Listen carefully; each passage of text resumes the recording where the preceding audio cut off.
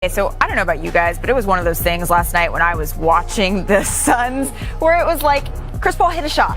And it was like, yes, all right, here we go. Yep. Fourth quarter, this is what he does. So let's go there now, because at the start of the fourth, he knocks down a three. And then he just keeps going, creating. Cam Johnson, again. Next possession here. Watch Luka Doncic. He blows by Luka, gets the layup to go. 8 consecutive points created. And later in the fourth, 14 consecutive points created by this point. Paul again hunting Luka on the switch. Hits a step back. 16 consecutive points created. Take another look.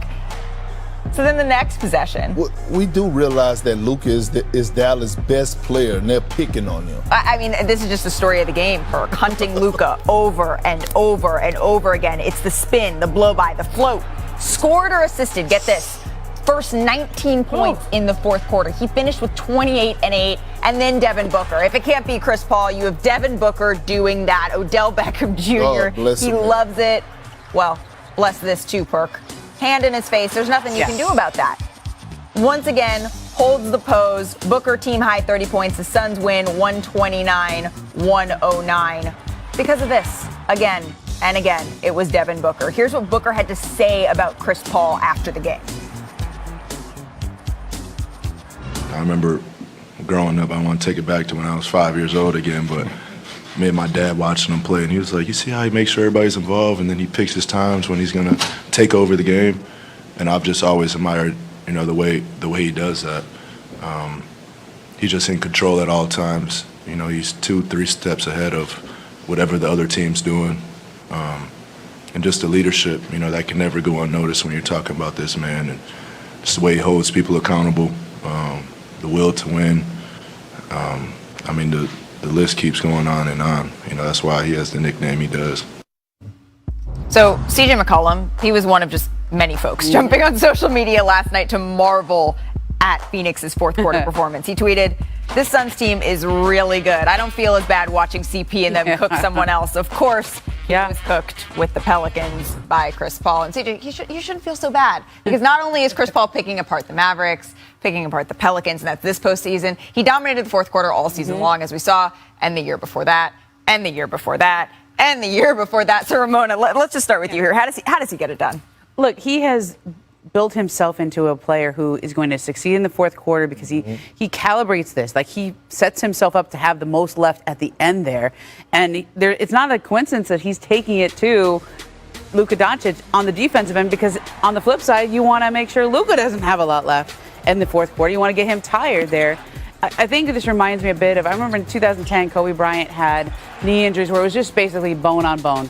And he just completely redid his offseason. He completely redid the way he took care of his body, the way he trained. Chris did that a couple of years ago, and it's like he's a new man out there. I mean, a couple of years ago, he had hamstring injuries. He had a lot of health issues that set him back to the point where when he got traded for Russell Westbrook, people said that was the worst contract in the league. How's that look now? It's looking pretty good. Can you take us a little bit deeper into this, absolutely. And guess what?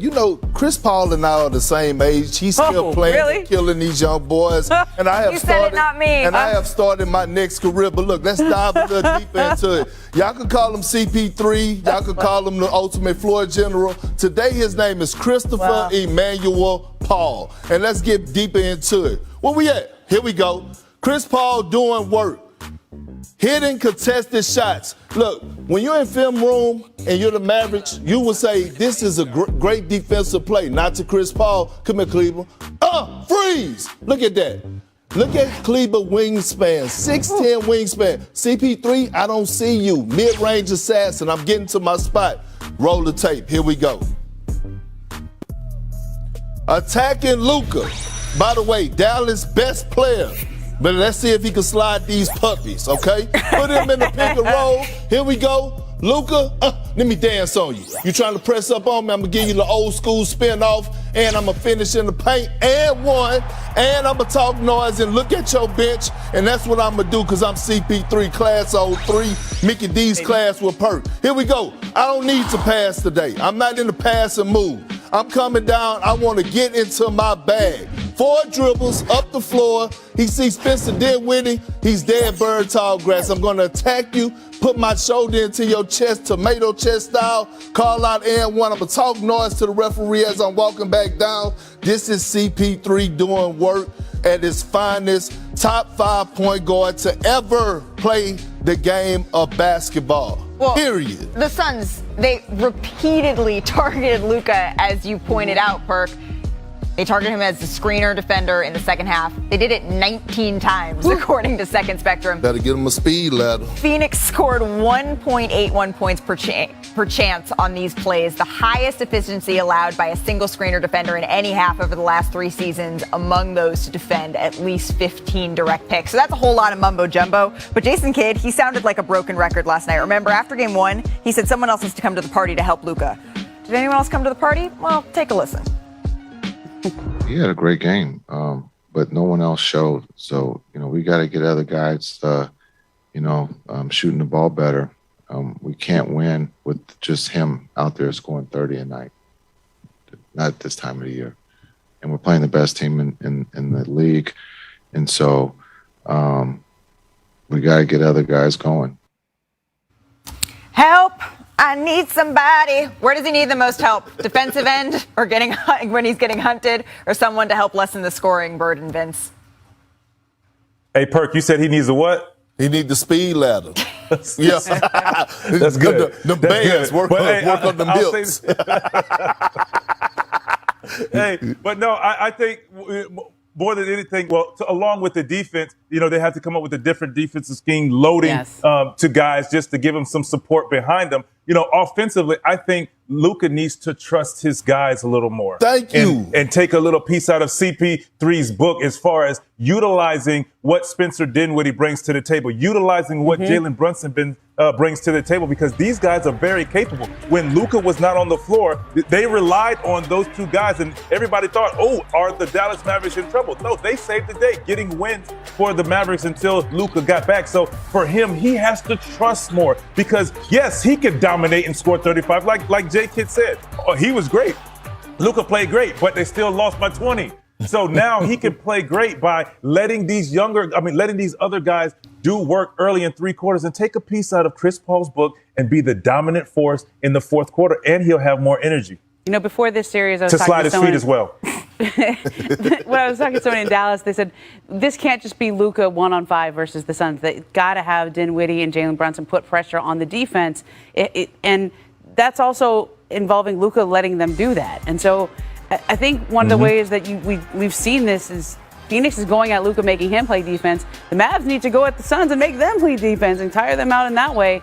It's a schematic adjustment that Dallas needs to make, but they've won this year because of improved defense, and I think it's a whole adjustment they need to make on that side of the ball rather than necessarily saying, okay, Jalen, you do more, Spencer, you do more. Well, I think Jason Kidd has done a great job overall on the defensive side of things and offensively. Well, I will say this, playoffs is about adjustments. And the adjustment that they need to make is more player movement, more ball movement. Right now, this Luka, this Dallas Maverick team is looking like a LeBron James team in Cleveland, where he's dancing with the ball for 20 seconds and then trying to find a guy last 2 or 3 seconds to shoot a 3, and it's not good basketball. Your teammates need to feel involved. And also, this is not going to work against the Phoenix Suns. They have too many guys around the perimeter, and they're too great, they're too athletic at actually getting out to the 3-point line and covering the 3-point line. Defensively, I don't think they have an answer, because they have so many bigs that they could throw in the mix that are dynamic rollers and could finish at the basket,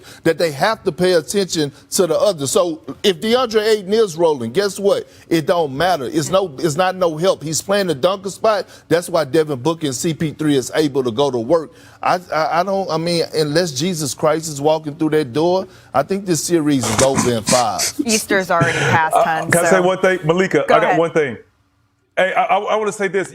And the worst thing as an offensive player is when you're going to work down there and the opposing bench is yelling out this.